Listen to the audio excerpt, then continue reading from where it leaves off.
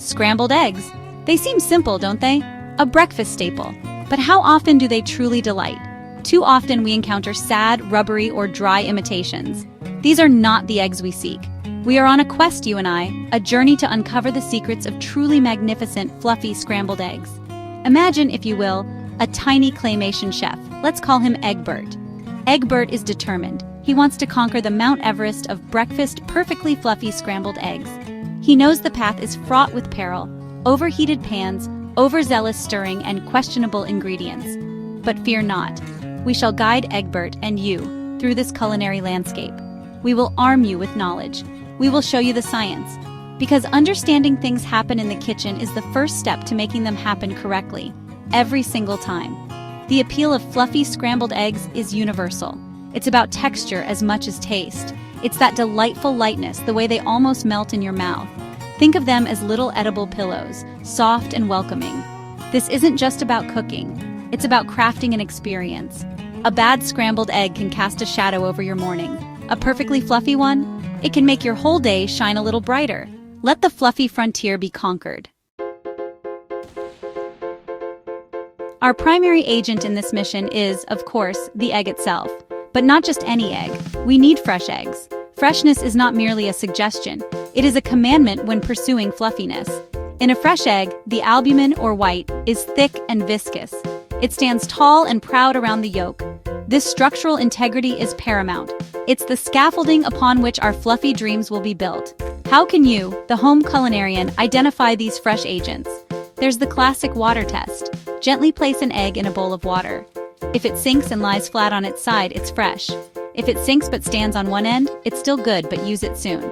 If it floats, well, that egg has seen better days. A fresh egg's yolk will be rounded and high, and the thick white will cling closely to it. This freshness directly impacts the egg's ability to hold air. When we whisk fresh eggs, those robust proteins in the thick whites are better at trapping and holding air bubbles.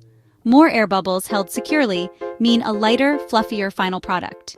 Always start with the best.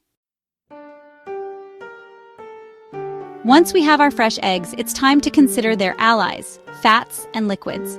Butter is a classic choice, and for good reason. It brings more than just a slippery surface to prevent sticking. Butter imparts a rich, delicious flavor that complements eggs beautifully. This fat also helps to create tender curds by coating the egg proteins, preventing them from bonding too tightly. Then there's the question of adding liquid, like cream or milk. A small amount can make a significant difference.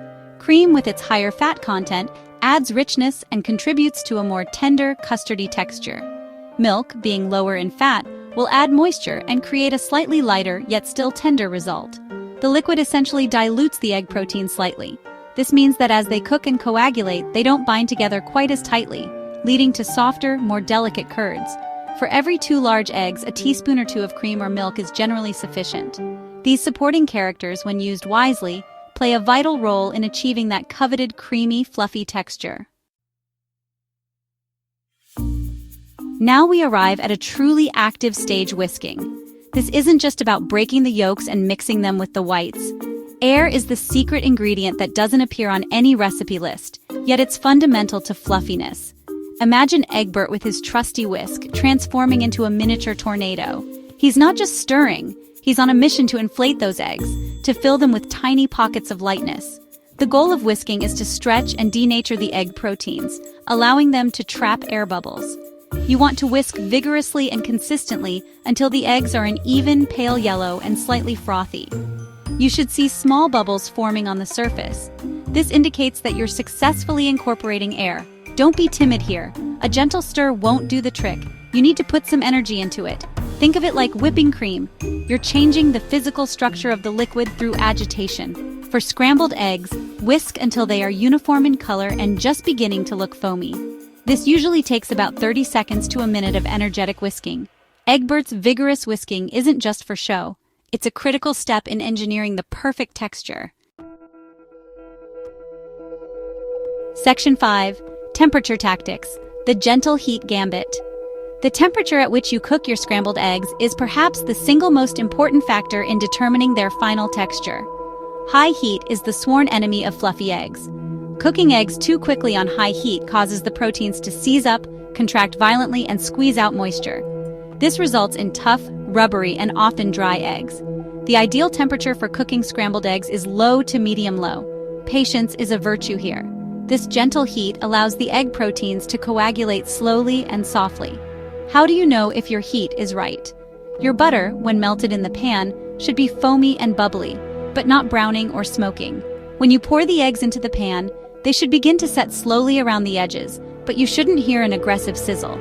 This controlled lower temperature ensures that the curds form gradually, allowing them to remain large, soft, and full of moisture.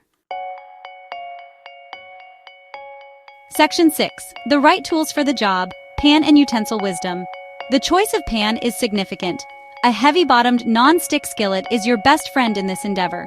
The heavy bottom ensures even heat distribution, preventing hot spots that can scorch parts of your eggs while leaving others undercooked. Non-stick is crucial because eggs, especially gently cooked ones, love to cling.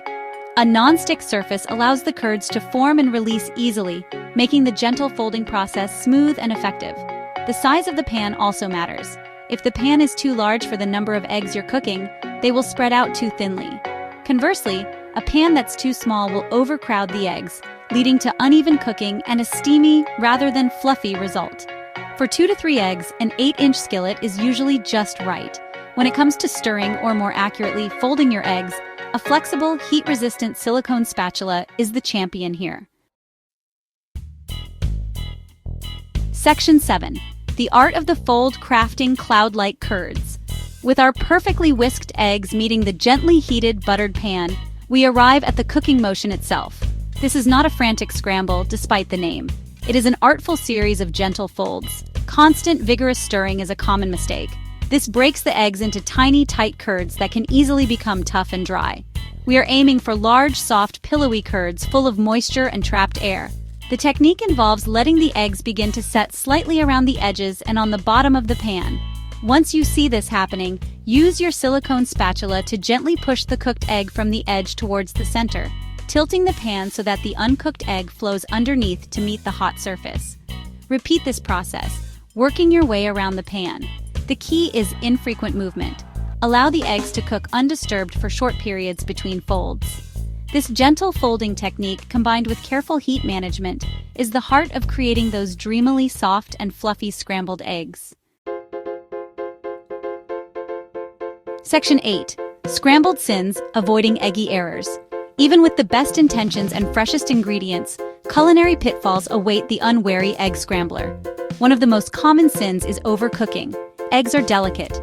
Their proteins transform rapidly with heat. Cooking them even 30 seconds too long can be the difference between fluffy perfection and a rubbery disappointment. As mentioned, always aim to remove them from the heat when they still look slightly moist and underdone. They will firm up, trust the process, and trust the carryover cooking. Another frequent misstep involves seasoning, specifically salt. While salt is essential for flavor, adding it too early can be detrimental to texture. It's generally best to season your eggs lightly just before they go into the pan, or even better, towards the very end of cooking, or once they are on the plate. Using a pan that is too hot, as we've discussed, is a cardinal sin leading to rapid, aggressive cooking. Avoiding these common errors will steer you clear of the dreaded rubbery road and guide you straight to fluffy egg paradise. Section 9. The golden conclusion, your fluffy triumph. And there we have it. The journey from a simple, humble egg to a plate of gloriously fluffy, perfectly cooked scrambled eggs. It's a path paved with fresh ingredients, careful technique, and a little bit of science. Egbert, our claymation culinary hero, stands proudly beside his creation, a testament to the power of knowledge and patience. The aroma alone is a reward, but the true triumph comes with that first delightful bite, the soft, tender curds, light as air, melting on your tongue. This is the satisfaction we've been striving for. Let's recap the key secrets to this fluffy success. It all begins with the freshest eggs you can find, their robust proteins ready to embrace the air. Then, the judicious use of allies like butter for flavor and tenderness, and perhaps a touch of cream or milk for added moisture.